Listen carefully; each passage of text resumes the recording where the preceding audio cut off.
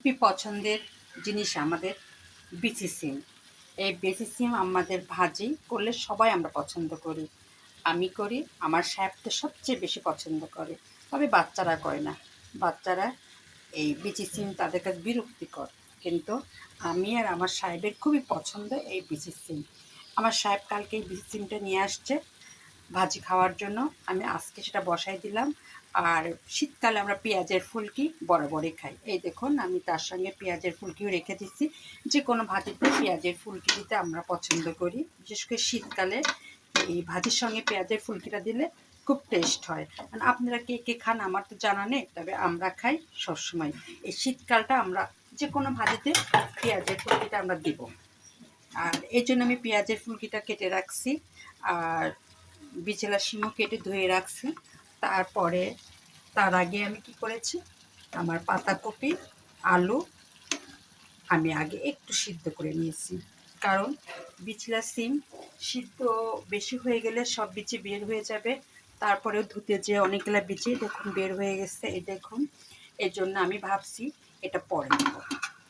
এই জন্য আমি কি করলাম, ভাজিটাকে একটু আগে আমি কি করেছি, আধা আধা করে নিয়েছি।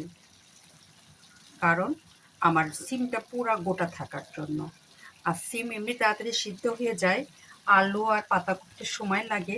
যার এই কারণে আমি পাতাকপি আর আলু একটু সিদ্ধ করে নিচ্ছি। সিদ্ধ করে মানে সব মশলা দিয়ে একটু আগে হালকা করে নিলাম। করে নেওয়ার পরে আমি এই সিম, বিচিওয়ালা সিম আর পেঁয়াজের ফুলকি দিয়ে দিব। কারণ পেঁয়াজের ফুলকি খুব দ্রুত হয়ে যায়, আর বিচেলা সিমও অনেক তাড়াতাড়ি হয়ে যায়। আর সিমটা যাতে না গলে, এই জন্য আমি এই সিস্টেম করে নিয়েছি। একসঙ্গে দিই নাই, আমি পাতাকপি আর আলু একটু আগে মাখাই বসাই দিয়েছি। এখন আমি সিমটা দিয়ে দিলাম।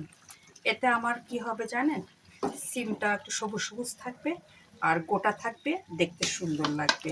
আর সিমটা একবারে গলে যাবে না।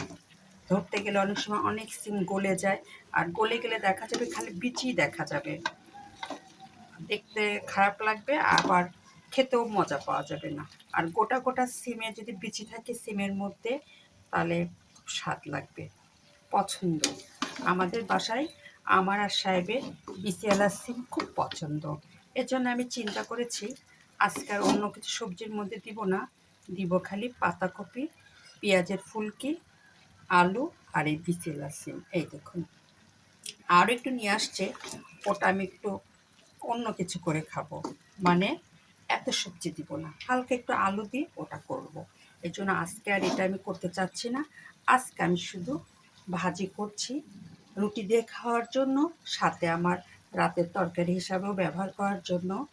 বিচিওয়ালা সিম, আলু, পাতাকপি, তার সঙ্গে আছে পেঁয়াজের ফুলকি।